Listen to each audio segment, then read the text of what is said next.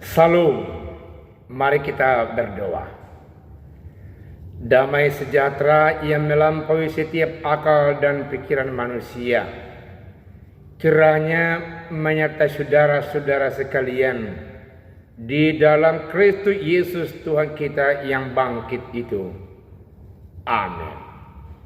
Firman Tuhan buat kita di minggu ke-20 setelah minggu Trinitatis hari ini terambil dari kitab Injil Lukas pasal 11 ayat yang ke-27 sampai ayat yang ke-28.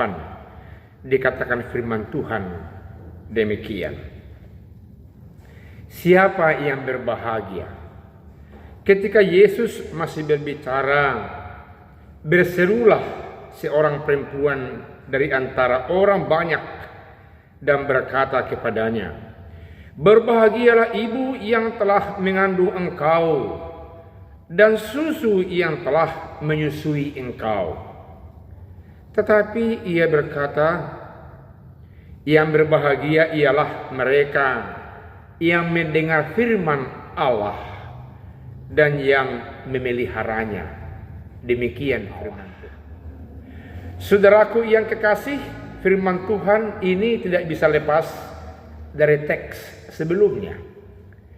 Teks sebelumnya kalau kita melihat bahwasanya Yesus mengusir, menaklukkan kuasa-kuasa jahat, iblis yang diperwakilkan dengan nama Beelzebul, sebuah kesatuan dari roh jahat yang bisa setiap saat menakutkan, menyeramkan, menyerang, mengisi, mempengaruhi seluruh aspek umat manusia yang jiwanya kosong, yang jiwanya melayang tanpa diisi oleh kuat kuasa dari firman Tuhan itu sendiri.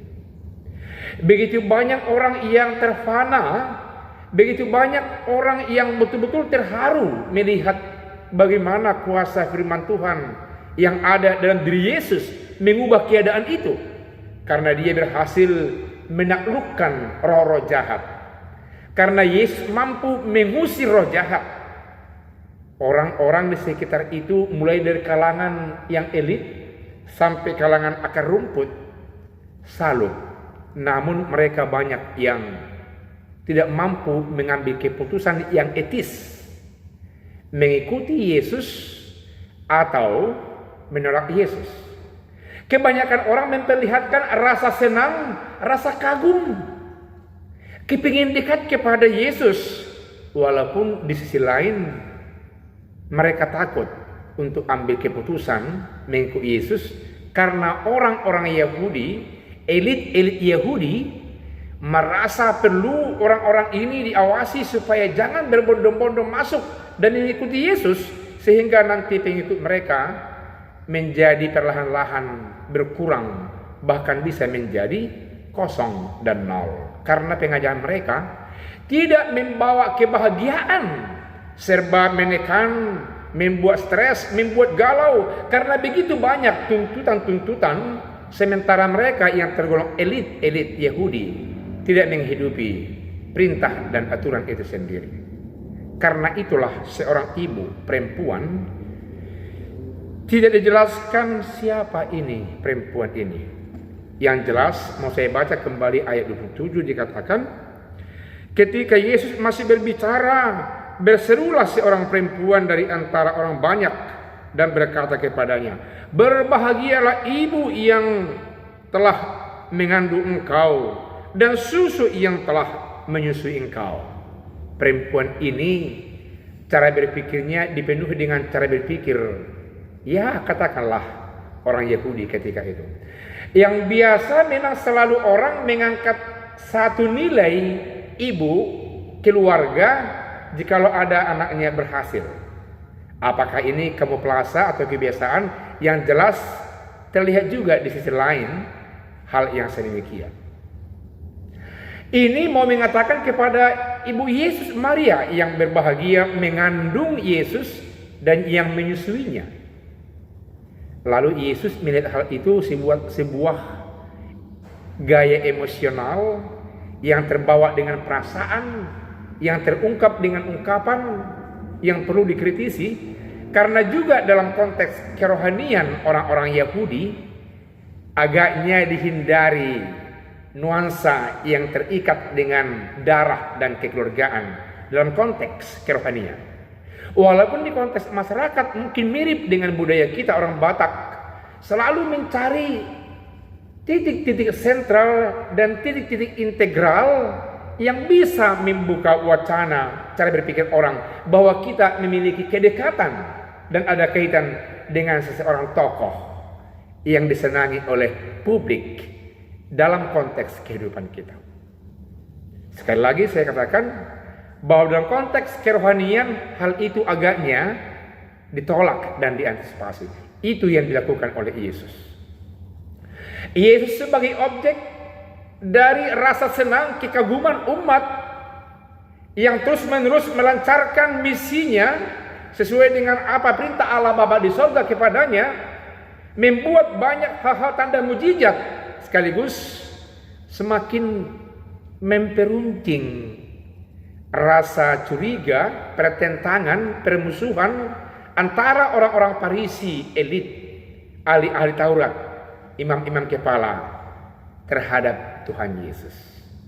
Dalam kaitan inilah kelihatan sungguh-sungguh hikmat yang berasal dari Allah yang telah berada dalam Tuhan Yesus. Dia mengendalikan ucapan perempuan itu. Dia mau memfokuskan semuanya kepada Allah yang mengutus dia, bukan kepada ibunya Maria. Dan dia tidak mau langsung untuk mengatakan kepadanya. Dia tetap mengarahkan perhatian orang banyak kepada Allah Bapa di sorga. Karena itulah saudaraku yang kekasih, Yesus mengatakan, Lukas mengatakan tetapi, dalam arti mau membantah apa yang dikatakan oleh perempuan itu, yang mengalamatkan kepada Maria, ibu Yesus, yang mesti dikagumi yang dikatakan berbahagia itu. Dikatakan Yesus, tetapi ia berkata, yang berbahagia ialah mereka yang mendengar firman Allah dan yang memeliharanya. Objeknya adalah firman Allah. Saya mau mengatakan dalam bahasa aslinya, firman itu adalah logos. Latar belakangnya, logos ini dimiliki oleh pemimpin-pemimpin yang memiliki otoritas memutuskan, yang kalimat, kata-kata dan keputusannya meski dilakukan tidak ada alasan untuk tidak dilakukan. Kalau raja, dewa, presiden, ya katakanlah di lapangan kerohanian, paus, bishop, eporus, semuanya memiliki keputusan dan semuanya meski diterapkan dengan baik di kalangan masyarakat umat yang dipimpinnya. Ada kuasa di situ. Ada otoritas yang luar biasa di situ.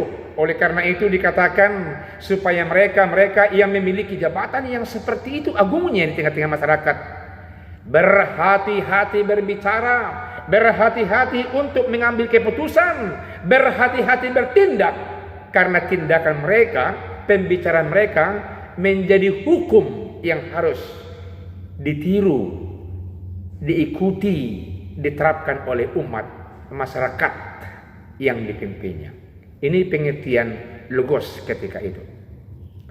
Pengertian logos itu di kalangan masyarakat Yunani adalah perintah bicara perkataan dari pemimpin yang tidak bisa dibantah karena memiliki kekuatan, memiliki otoritas, memiliki wibawa. Ini yang dipakai oleh Lukas, yang dikaitkan kepada Yesus Kristus sendiri, dan yang diucapkan oleh Yesus Kristus sendiri yang justru sudah berada di dalam dirinya.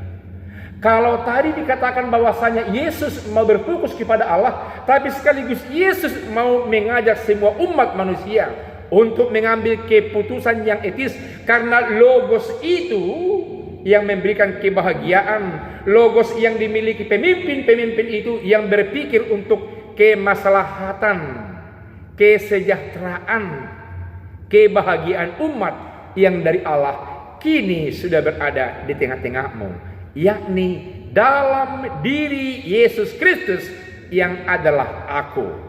Menunjuk Yesus Kristus walaupun tidak secara langsung.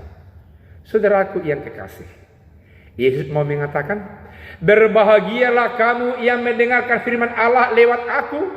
Berbahagialah kamu yang mengetahui bagaimana kuasa logos firman Allah, yang mengetahui wibawa logos oleh pemimpin-pemimpinmu sekarang dan kini di tengah-tengahmu. Tapi itu wibawa itu sudah ada dalam diriku. Jikalau kamu terlebih-lebih mendengarkan dan memeliharanya. Memelihara, saudara yang kekasih, bukan berarti ambil satu barang yang sangat berharga lalu dibikin di PTS atau di kulkas, atau mungkin bisa dibuat di salah satu namanya brankas untuk mengamankannya. Bukan. Pengertian firman Tuhan yang dikatakan oleh Yesus, berbahagialah mereka yang mendengar firman Allah dan yang memeliharanya. Kata memelihara adalah menghidupi, memperlihatkan, mencerminkan kekuasaan, kekuatan yang dimiliki oleh pemimpin, raja, dewa, presiden dan siapapun, dan lalu menghidupinya. Karena firman pembicaraan, keputusan mereka, tidak ada keputusan yang tidak mau membangun kebahagiaan, kesejahteraan, kemakmuran daripada umatnya.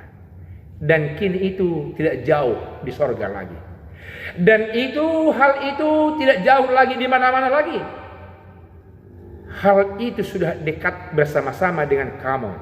Karena itu, yang berbahagia adalah yang mendengarkanku. Yang berbahagia adalah bukan ibu yang melahirkan kamu-kamu, yang adalah meminum, menelan, mengecap firmanku yang berkuasa membawa perubahan ke arah kemakmuran bersama, ke arah kesejahteraan bersama, dan itulah kebahagiaanmu, Bapak Ibu Saudara yang kekasih.